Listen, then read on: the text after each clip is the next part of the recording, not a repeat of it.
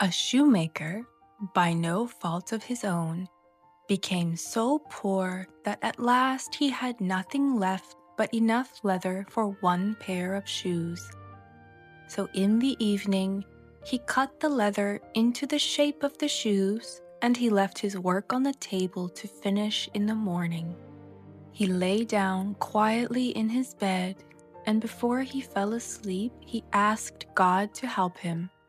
In the morning, just as he was about to sit down to work, he saw the two shoes standing quite finished on the table. He was astounded and did not know what to make of it. He took the shoes in his hands to look at them more closely, and he saw that they were so neatly made that there was not one bad stitch in them. It was just as if they were intended as a masterpiece. Soon after, a customer came into the shop, and as the shoes pleased him so well, he paid more than the usual price.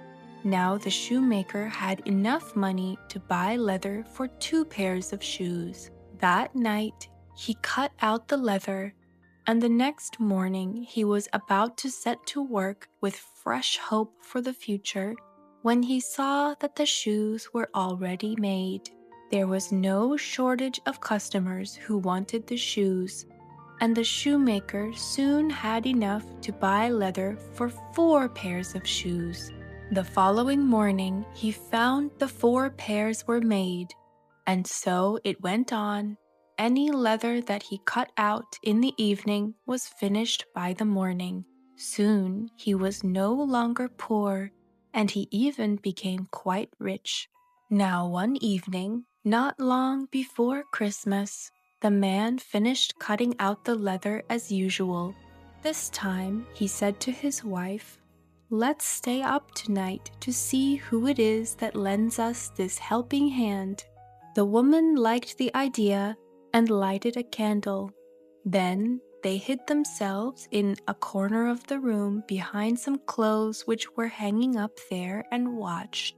When it was midnight, 2 little elves came into the room, both without any clothes on, and sat down by the shoemaker's table.